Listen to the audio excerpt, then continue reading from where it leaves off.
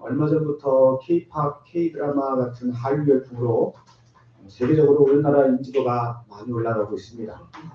그러나 불행히도 이처럼 세계적으로 좋은 인식을 주는 그런 점도 있지만 한편으로는 교통사고처럼 안 좋은 면에서 여전히 세계적으로 선두권을 달리는 면도 있습니다. 그리고 이렇게 안 좋은 것 중에 하나가 자살률이라고 합니다. 우리나라 자살률이 OECD 국가 중에 1위라고 해요. 코로나19가 한창이었을 당시에는 1년간 무려 13,000명이 넘는 사람들이 자살로 생명을 잃었습니다. 우리 예천읍 인구가 15,000명이라고 그러죠. 그냥 1년에 예천읍 하나가 사라지는 겁니다.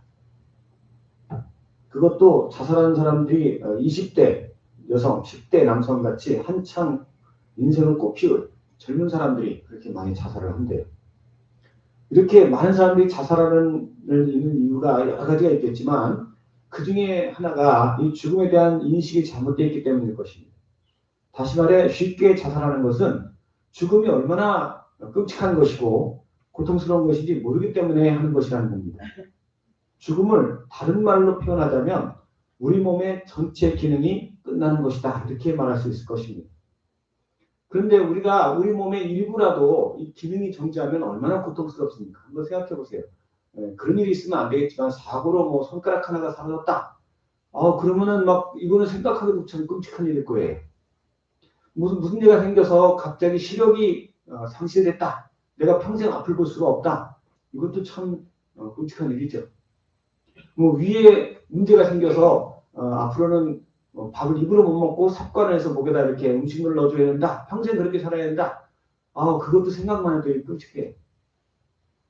실제로 그런 일이 닥치면 마음이 그냥 정말 괴로울 거예요. 그런데 죽음이라는 건요. 이 모든 기능이 동시에 닥치는 거예요. 모든 온몸의 기능이 다 멈추는 거예요. 그럼 이런 말을 하면 그래도 죽으면 아무것도 모르니 참 편하지 않냐. 그런 말을 하는 사람도 있을 거예요. 죽으면 뭐 고통 같은 거 모르지 않냐. 이런 말을 하는 것은 죽음을 마치 사람이 잠을 자는 것과 같은 것으로 생각하기 때문일 겁니다. 그러나 죽음은 잠과는 전혀 다른 겁니다. 외형적으로는 비슷해 보일지라도 다릅니다. 잠을 자는 것은 의식이 잠시 동안 꺼져 있는 상태라 할 수 있어요. 의식이 꺼지는 것은 밖에서 무슨 일이 생기는지 저는 모르는 거예요. 잠든 사람은 뭐 모르잖아요. 뭐 세상이 어떻게 돌아가는지 그냥 자는 동안은 아무것도 몰라요. 꿈만 꾸지. 그러나 죽음은 의식이 꺼진 상태가 아닙니다. 물론 잠시 동안은 잠이 드는 것 같은 상태가 있을 수 있어요. 그러나 육신의 잠도 언젠가는 깨어나듯이 죽는 것도 계속해서 그런 상태를 유지하는 건 아닙니다. 잠을 자다 깨는 사람이 아무리 오랜 시간을 자도 그 시간은 길다고 느끼지 않습니다. 초저녁에 잔 것 같은데 눈을 떠보니까 아침이야. 뭐 이런 잠깐 잔 것 같은데 벌써 2시간 지나갔어. 뭐 이런 경험을 많이 해보셨을 거예요. 잠을 잔 사람에게는 시간의 개념이 없어요. 죽음에 들어간 사람도 마치 잠을 자는 것 같다고 하면 금방 눈을 떠보면 그 상태는 끝난 거예요. 그 다음에 어떤 일이 벌어지냐. 성경에는 믿지 않은 자에게는 심판이 예비되어 있다고 했어요. 히브리서 9장 27절에 한 번 죽는 것은 사람에게 정해진 것이요 그 후에는 심판이 있으리니 이렇게 말씀하시고 있고 또 반대로 예수님은 십자가상에서 당신의 오른편에 달린 강도에게 누가복음 23장 43절에서 진실로 내게 이르노니 오늘 내가 나와 함께 낙원에 있으리라 라고 말씀하십니다. 만약에 우리가 죽는 게 잠자는 것처럼 계속해서 그런 상태로 유지되는 거라면 히브리서에 기록된 이 심판이 있거나 없거나 무슨 상관이에요. 그냥 잠든 상태로 계속되면 뭐 심판을 하든지 말든지 그냥 해. 나는 그냥 잠들 테니까. 그럴 거예요. 또 예수님이 십자가 우편에 달린 강도에게 나와 함께 낙원에 있으리라. 아니 잠자는 사람에게 낙원이 무슨 상관이에요. 잠을 자는 사람이 낙원에 있든지 지옥에 있든지 뭔 상관이겠어요. 그냥 자는데. 근데 낙원에 있다는 것은 의식이 있다는 상태, 있다는 걸 전제하는 거예요. 다시 말해서 죽음은 우리의 육신의 활동은 그치지만 그 영과 의식은 다시 깨어나서 낙원처럼 즐거운 상태에 있든지 아니면 무시무시한 지옥 영벌을 고통 가운데 느끼게 되든지 둘 중에 하나라는 거예요. 이처럼 죽음은 잠드는 것과는 전혀 다르고 또 사람들은 본능적으로 이것을 알고 있습니다. 그래서 잠드는 것에 대해서는 뭐 그렇게 거부감을 느끼지 않는데 죽음에 대해서는 이 말조차 꺼내는 게 꺼려지는 그런 감정을 느낄 겁니다. 그럼에도 사단은 단지 눈에 보이는 현상만으로 이 죽음과 잠이 같은 것처럼 사람들을 속이고 여기에 넘어간 많은 사람들이 현실 도피 하나로 자살을 택하기도 하는 것입니다. 자살이라는 것, 이건 정말 끔찍한 범죄입니다. 죽음이라는 것, 이건 사람이 정말 이 세상에서 당할 수 있는 가장 무서운 일인 것입니다. 죽음이라는 건 그래요. 근데 더 큰 문제는 자살을 하지 않는다 할지라도 사람은 누구도 죽음을 피할 수 없다는 거예요. 또 그 죽음이 언제 닥칠지도 모른다는 겁니다. 이번에 트리키에서 진도 7.8의 지진이 발생해서 사망자가 2만 명을 넘었습니다. 이 사람들이 1시간 전만 해도 가족과 함께 친구와 함께 즐겁게 뭐 커피도 먹고 밥도 먹고 하면서 지내고 있을지 몰라요. 1시간 전까지만 해도 1시간 후면 나는 짠한 시신이 되어 있으리라 생각한 사람은 아마 거의 없었을 거예요. 그런데 결국은 그렇게 됐습니다. 이들뿐만이 아닙니다. 뭐 그들이 불쌍하다? 아니에요. 모든 우리가 다 예수님이 아니었다면 다 그렇게 됐을 거예요. 지금 이 순간도 나이와 상관없이 많은 사람들이 세상을 떠나고 있습니다. 언제 떠날지 모르는 겁니다. 그래서 태어날 때는 순서가 있어도 갈 때는 순서가 없다라는 말도 있어요. 죽음 자체도 이렇게 고통스러운데 성경에는 그보다 훨씬 더 두렵고 큰 심판이 기다리고 있다고 합니다. 요한계시록 20장 13절에 바다가 그 가운데서 죽은 자들을 내주고 또 사망과 엄부도 그 가운데서 죽은 자들을 내주매 각 사람이 자기 행위대로 심판을 받고 사망과 엄부도 불못에 던져지니 이것은 둘째 사망 곧 불못이라 하고 있습니다. 최후의 심판 때에는 이 세상에 존재하는 모든 것, 곧 죄로 오염된 땅과 하늘까지도 다 불못에 던져지게 된다는 겁니다. 심지어 죽음과 음부까지도 다 불못에 던져지게 된다는 것입니다. 그런데 죽은 자라고 해서 예외가 될 수 있어요? 죽어있던 자도 음부 속에 있던 자도 죽음 가운데 있던 자도 다 심판을 받고 심판을 받아서 그 중에서 믿는 자는 걸러져서 천국으로 이르고 믿지 않는 자는 다 불못에 같이 던져지는 겁니다. 예수님은 이 둘째 사망에 대해서 마가복음 9장 48절에 거기에서도 구더기도 죽지 않고 불도 꺼지지 아니하느냐 사람마다 불로서 소금치듯 함을 당하리라고 하셨어요. 살을 파먹는 구더기도 죽지 않는. 아니 여기에 진짜 무슨 애벌레 하나만 딱 붙어도 얼마나 놀라고 경기를 일으켜요. 그런데 이거 구더기가 살을 파먹는데 이건 쳐도 죽지도 않아. 온몸이 그 수많은 구더기가 내 뼈다귀가 남을 때까지 갉아먹고 그러면 다시 또 살이 붙어서 다시 우리는 죽지도 않고 영원히 그 고통을 당해야 된다는 게 얼마나 끔찍한 일입니까? 다시 말씀드리지만 죽음은 사람이 당할 수 있는 불행 중에 가장 큰 불행이요. 사람이 당할 수 있는 재앙 중에 가장 큰 재앙인 것입니다. 피할 수가 없어요. 죽는 건 피할 수가 없어요. 100% 다. 인류가 오랫동안 과학을 발달시키고 문명을 발달시키면서 수많은 재앙들을 극복해왔습니다. 오직 한 가지 죽음만은 정복하지 못하고 있고 앞으로도 못할 거예요. 비록 수명을 연장시키고 보다 건강하게 살 수 있는 길을 찾을지 몰라도 이 세상에 존재하는 모든 것은 시작이 있으면 끝이 있는 겁니다. 사람도 태어날 때가 있으면 죽을 때가 있는 거예요. 이것은 피할 수가 없어요. 그러나 감사하게도 우리 믿음의 성도는 이 죽음을 이긴 사람들입니다. 예수께서 십자가 사건을 통해 최초로 죽음을 이기셨고 죽음을 이기신 그분이 구원자임을 믿는 자마다 영생을 얻게 되는 것입니다. 요한복음 11장 25절 26절에 이르시되 나는 부활이요 생명이니 나를 믿는 자는 죽어도 살겠고 무릇 살아서 나를 믿는 자는 영원히 죽지 아니하리니 이것을 내가 믿느냐. 또 오늘 본문인 고린도전서 15장 56절에 사망이 쏘는 것은 죄요 죄의 권능은 율법이라고 하셨어요. 이 말씀은 사람이 죽는 원인은 바로 죄라는 것입니다. 그리고 이 죄는 율법을 어긴 것.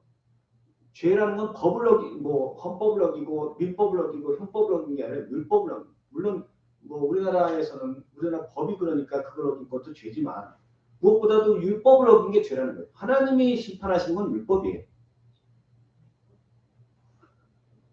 그리고 그 죄 때문에 우리가 죽는다는 겁니다. 사람들은 죽는 게 노환이나 질병이나 사고 때문이라고 생각하는데 이거는 죽음의 이유지 원인은 아니에요. 사람이 병에 걸리는 게 세균 때문이지만 세균이 몸에 침투하게 된 원인은 이게 제대로 관리하지 않아서 면역력이 떨어졌기 때문이다. 이렇게 말할 수 있는데 마찬가지로 죽는 것은 사고나 질병 때문이라고 하지만 그 원인이 뭐냐? 우리가 범죄했기 때문입니다.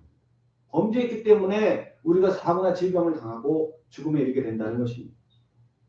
그런데 예수께서 바로 우리의 죄를 대신 지시고 십자가에 죽으심으로 우리의 죄가 다 용서되었습니다. 이 사실을 믿는 우리에게는 더 이상 죄가 역사할 수가 없습니다. 마치 경찰이 죄수를 잡으려고 쫓아다녔는데 죄수는 이미 국가로부터 사면장을 받은 거예요. 그런 것처럼 더 이상 형벌을 받지 않게 된 것입니다. 그래서 57절 말씀에 우리 주 예수 그리스도로 말미암아 우리에게 승리를 주시는 하나님께 감사하노니라고 하셨고 또 55절에 다시 한번 사망한 너의 승리가 어디 있느냐 사망한 내가 쏘는 것이 어디 있느냐 하고 선언하신 것입니다. 그럼 이렇게 죽음을 이긴 사람은 무엇을 해야 됩니까? 죽음을 이긴 사람은 이것을 믿는 사람은 어떤 삶을 살아야겠습니까? 죽음을 피할 수 없는 사람들은 죽기 전에 최대한 육신을 즐겁게 하고 인생을 즐기는 데 초점을 맞추며 살아갑니다. 죽음은 모든 게 끝이라고 생각하기 때문에 마치 이민을 가게 된 사람이 여기 예천사랑 상품권을 한 1,000,000원치 갖고 있다. 그러면 그거 갖고 다니겠어요? 갖고 가겠어요? 미국에? 미국 가면 못 쓰잖아요. 상품권. 다 갖고 가실 것처럼 앉아 계시네. 막 펑펑 쓸 거 아니에요? 못 쓰잖아요. 거기 가면은 내일 모레 간다는데 막 친구도 불러서 잔치도 하고 상품권으로 신나게 짜장면 파티도 하고 저한테는 막 꽃병도 먹으라고 하실 테고 그거 두었다 뭐 하시게? 이게요. 떠나는 사람들은 더 이상 필요가 없는 거예요. 그게. 그래서 죽음을 앞두고 살아가는 사람들은 최대한 남은 시간을 즐기려고 힘써요. 인생을 어떻게 하면 즐겁게, 어떻게 하면 의미 있게, 어떻게 하면 행복하게. 그러나 죽음을 이기고 저 영원한 천국에 들어갈 성도는 이 땅의 삶이 끝이 아니기 때문에 그렇게 살 수 없습니다. 예수님으로 말미암아 죽음을 이긴 성도는 먼저 이 땅을 살아가는 날 동안 그분께 감사하며 살아갈 줄 믿습니다. 57절에 우리 주 예수 그리스도로 말미암아 우리에게 승리를 주시는 하나님께 감사하노니라고 하셨습니다. 아무리 오래 산다고 할지라도 아무리 건강하게 산다 할지라도 아무리 많은 부귀영화를 누리며 산다 할지라도 죽음을 앞에 둔 사람은 결론은 다 똑같아요. 어떻게 살아도 다 마찬가지예요. 죽음 앞에서는 다 마찬가지예요. 또 10년을 사나 100년을 사나 영원을 사는 성도인은 다 똑같은 거예요. 그런 얘기도 있잖아요. 하루살이와 메뚜기가 이렇게 얘기를 합니다. 메뚜기가 하루살이한테 나는 너보다 오래 산다. 그건 우리가 볼 때는 똑같아요. 만약 1년밖에 못 산다고 시험부 판정을 받은 사람이 당신은 이제 1년밖에 못 삽니다. 그런 사람에게 집 한 채 선물해 드릴게요. 그러면 좋아하겠습니까? 1년밖에 못 사는 사람에게는 집이 의미가 없어요. 우리도 마찬가지로 우리가 100년을 삽니까? 200년을 삽니까? 이 땅에서 그렇게 길게 살지 못해요. 근데 북이나 영화가 무슨 의미가 있겠습니까? 그런데 많은 사람들이 그런 별 의미 없는 것을 누가 주면 또 굉장히 기뻐해요. 그래도 아이고 이런 거를 굉장히 감사해요. 근데 영원한 생명을 주신 하나님께는 별로 감사 안 해요. 돈 몇 푼 준 것에 대해서는 굉장히 기뻐하고 즐거워하면서 밥 한 번 사주면 굉장히 좋아하면서 생명을 주셨다는데 그거에 대해서는 관심이 없어요. 우리는 예수님의 십자가의 피로 영생을 얻었습니다. 이 사실을 믿는다면 우리는 이 땅에서 많은 것을 누리지 못할지라도 건강하게 살지 못한다 할지라도 이 땅에 사는 날이 길지 않다 할지라도 날마다 감사해야 할 것입니다. 우리 모든 성도님들께서 날마다 믿음을 더하시기 바랍니다. 믿음을 더하는 이유는 부귀영화를 얻자고 하는 게 아니에요. 내가 기도를 많이 해서 하나님께 많이 얻어내려고 하는 게 아니에요. 진정으로 감사하기 위해서입니다. 내가 구원받은 사실을 믿는 믿음이 클수록 우리는 평상시에만 감사할 뿐 아니라 아플 때도 감사하고 가난할 때도 감사하고 손해볼 때도 감사하고 고통 속에도 감사할 수 있어요. 내게 영생이 주어졌는데 그까짓 게 뭐가 중요해? 감사합니다 라고 말할 수 있고 고백할 수 있어요. 우리는 감사하기 위해 사는 사람들이에요. 그것을 위해서 믿음을 구해야 되는 거예요. 우리 성도님들 하루에 얼마나 감사하십니까? 내가 정말 힘들 때도 감사하실 수 있습니까? 누군가 나를 손해보게 하고 나를 화내게 했을 때도 감사할 수 있습니까? 그럴 때도 감사할 수 있게 되시기를 축원합니다. 그럴 때도 감사할 수 있도록 믿음을 더 구하시기 바랍니다. 오늘 내가 감사하지 못했다면 아 주님 내가 내 믿음이 이거밖에 안 됩니다. 하나님 은혜 주십시오. 사모하시기 바랍니다. 그래서 날마다 감사가 입에 붙어서 하는 사람들은 정말 복된 사람들인 것입니다. 큰 믿음을 받았기 때문에 우리 모든 성도님들에게 이러한 은혜가 있으시기를 주 여러분을 간절히 축원합니다. 두 번째로 견실하여 흔들리지 말고 기도하며 이 사실을 전파해야 합니다. 오늘 본문 58절에 그러므로 내 사랑하는 형제들아 견실하며 흔들리지 말고 항상 주의 일에 더욱 힘쓰는 자들이 되라. 이는 너희 수고가 주 안에서 헛되지 않은 줄 아니라고 하셨습니다. 사도 바울은 그리스도의 피로 거듭나 영생을 얻은 성도는 이제 이 세상의 일을 그치고 주의 일에 매진할 것을 권면하십니다. 주의 일이란 크게 두 가지로 볼 수 있어요. 첫째는 사단의 권세를 이기기 위한 기도를 말합니다. 우리가 기도하는 것은 우리의 대적이 혈과 육이 아닌 하늘의 권세를 가진 사단이기 때문입니다. 이 사단은 거짓의 아비입니다. 그래서 이 사단이 지금도 끊임없이 하나님에 대해, 천국에 대해, 지옥에 대해, 복음에 대해, 교회에 대해 거짓말을 하고 있습니다. 그리고 많은 사람들이 여기 속아 넘어가고 있어요. 금방 자살하는 이유에 대해서 말씀드렸는데 죽음이 이렇게 끔찍한 것인데도 불구하고 어떤 사람은 죽음을 미워하기까지 해요. 다 거짓말에 속은 거예요. 아주 뻔한 사실에 속아요. 이러한 사단의 권세를 이기기 위해서는 우리가 기도해야 합니다. 아무리 말로 설명해도 이해가 안 돼요. 그 친척끼리 요즘에는 정치 얘기 안 하는 것이 불문율이 됐어요. 뭐 진보니 보수니 아무리 싸움밖에 안 돼. 싸움밖에 안 돼. 설명을 해도 이해가 안 돼. 서로 이유가 뭐예요? 이게 말로 설명이 안 돼요. 그게. 또 부모가 자녀에게 아무리 훈육을 해도 안 들을 때가 있어요. 대부분 안 듣죠. 분명히 맞는 얘기인데 안 들어요. 그건요 말로 안 되기 때문에 그래요. 기도해야 돼. 기도하지 않으면 사람의 생각이 바뀔 수가 없어요. 사람이 그렇게 똑똑한 존재가 아니에요. 사단이 딱 거짓말 한 번 하면은 거기에 속아갖고 그냥 그게 진리인 줄 알고 멸망의 길로 달려가는 게 사람들이에요. 뭐 우리 딴 사람 얘기 아니에요. 바로 나 자신이 그래요. 저도 누군가 기도해줘서 진리를 알았고 예수님을 믿었고 이렇게 살고 있고 우리 성도님들도 마찬가지로 믿습니다. 아멘. 그럼 우리가 이 세상에서 해야 할 일은 이제 기도하는 거예요.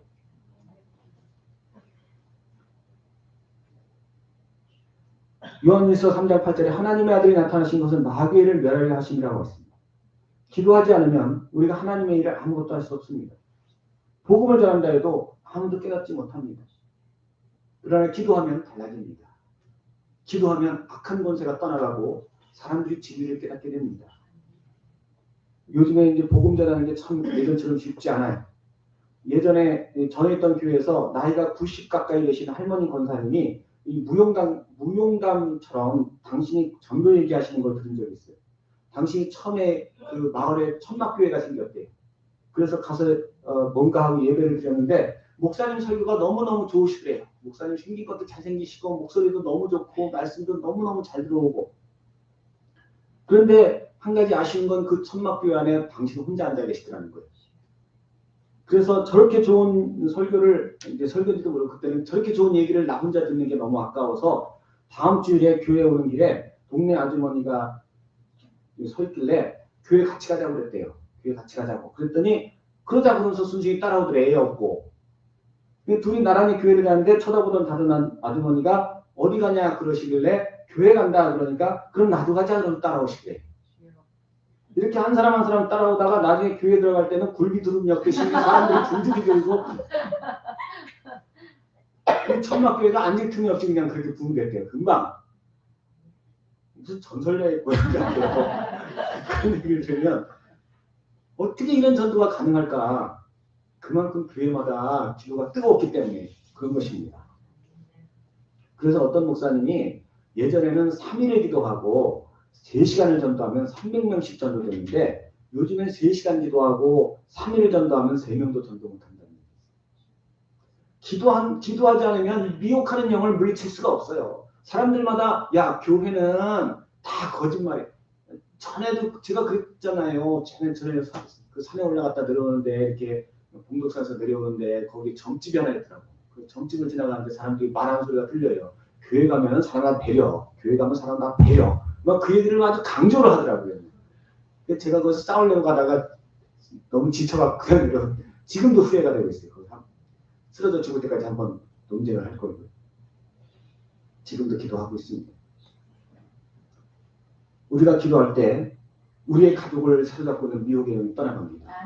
우리가 생명 바치고 시간 바치고 우리가 집중해서 마음을 들여서 간절히 구하면 내 사랑하는 남편, 내 사랑하는 자녀, 내 사랑하는 아내를 잡고 있는 그 마음을 속이고 있는 악한 영이 떠나갑니다. 그들이 진리를 돌이켜서 거듭난 자로서의 삶을 살고 주님의 자녀로서의 삶을 살게 될 줄 믿습니다. 주님의 일은 이 기도뿐만이 아닙니다. 기도와 동시에 복음도 전파해야 합니다. 예수님도 마귀를 멸하는 동시에 또한 복음을 전파하기 위해 이 땅에 오셨다고 하셨습니다. 마가복음 1장 38절에 우리가 다른 가까운 마을들로 가자 거기서도 전도하니 내가 이를 위하여 왔노라 하고 하셨습니다. 우리가 복음을 전하지 않으면 비록 우리가 간절히 기도할 때 내 생각이 잘못됐구나라는 걸 깨닫는다 할지라도 진리를 모르기 때문에 또 다른 거짓에 빠져들 수 있어요. 이 사단이요 한 가지 방법으로 역사하지 않습니다. 수많은 방법으로 역사합니다. 복음의 전파를 방해하는 이 세상의 모든 철학이나 사상은 다 사단의 도구들이에요. 지금 이 땅에 우리 복음을 방해하는 세력들이 얼마나 많습니까? 단지 이단 사이비도 한둘이 아니죠. 신천지, 여호와 증인, 구원 한둘이 아니죠. 지들끼리도 싸운대요. 많은 세력이. 그것뿐입니까? 물질주의, 배금주의, 또 무슨 페미니즘, 공산주의, 개인주의, 진보, 보수, 이런 것들이 결국은 복음 전파를 방해하는 거예요. 그래서 어떤 사람이 잘못된 세상을 갖고 살다가 이게 잘못됐다는 걸 깨닫고 이거 잘못된 거네? 그래서 탈출했다가도 복음을 접하지 못하면 또 다른 거짓말에 빠져들어요. 제가 그런 경우를 본 적이 있어요. 여호와 증인에 있던 사람인데 신들이 나갔고 거기서 나왔대요. 근데 그 다음에 신천지에 들어갔어. 신천지에 들어갔다 교교 빠져나가고는 또 무슨 안식교에 들어갔어. 어떻게 이단에만 들어가는지 모르겠어요. 또 희한하게 또 이단에 빠졌던 사람은 그렇게 알고 또 이단에서 또 찾아가더라고요. 그렇게. 어떻게 저 사람이 여호와 증인에 있던 사람인 줄 알고 안식교가 또 찾아가고. 참 제가 그 얘기를 듣고 부끄러웠어요. 정통교회가 빨리 가서 먼저 전했어야 되는데 사단이 안 맞는 거예요. 그 사람 멸망시키려고 작정하는 거예요. 예수님도 누가복음 11장 24절에 의해서 한 사람에게 귀신이 나갔는데 결국 방황하던 그 귀신이 자기가 나왔던 그 사람에게 가보니까 그 안이 깨끗하고 청소되고 정리된 것을 보고 자기보다 악한 귀신 7을 데리고 거기 다시 들어갔다는 얘기 말씀하셨어요. 분명한 것은 복음 외에는 세상의 다른 어떤 철학이나 사상이나 종교도 죽음에서 그 사람을 건질 수 없다는 겁니다. 그 끔찍한 죽음에서 그를 구원할 수 없다는 겁니다. 그를 그 끔찍한 재앙에서 피하게 할 수 없다는 거예요. 오직 우리 주 예수 그리스도의 십자가만이 죽음의 문제를 해결할 수 있습니다. 많은 사람들이 이 세상에 속해서 연구를 하고 공부를 하고 노력해도 이것을 깨달을 수 없어요. 왜냐하면 성령이 함께 하시지 않기 때문에. 오직 성령이 함께 하실 때 그 성령이 우리가 듣고 있는 말씀을 깨닫게 하십니다. 그래서 예수님께서 마태복음 28장 19절에 너희가 가서 모든 민족을 제자로 삼아 아버지 아들과 성령의 이름으로 세례를 베풀고 내가 너희에게 분부한 모든 것을 가르쳐 지키게 하라 하셨습니다. 우리가 한 사람 한 사람을 붙잡고 성령을 모시고 있는 우리가 성령께서 깨닫게 하시는 그 말씀을 아기에게 젖을 먹이듯이 그 사람에게 증거할 때 그가 영접하여 그분에게 들어간 성령께서 깨닫게 하시는 만큼 그에게 구원의 은혜가 임하고 믿음이 성장하는 것입니다. 우리 모든 성도님들께서 이보다 더 귀한 일이 없음을 깨닫고 이 주의 일에 충성하시기 바랍니다. 내가 이 땅을 살아가는 날 동안 한 사람의 생명을 구원하는 것보다 귀한 일은 없습니다. 전쟁터에서 총에 맞아 죽어가는 한 전우를 구한 것도 귀한 일이죠. 지진 현장에서 한 사람을 구원해내는 사건도 귀한 겁니다. 두고두고 가문의 영광이에요. 그러나 영원한 생명을 구원하는 것은 하나님이 인정하시고 하나님이 상급 주시는 일입니다. 그보다 더 귀한 일은 없습니다. 우리 모든 성도님께서 이 일에 충성하심으로 하나님의 기쁨이 되시고 천국의 상급을 예비하시는 복된 성도님 되시기를 예수님의 이름으로 간절히 축원합니다.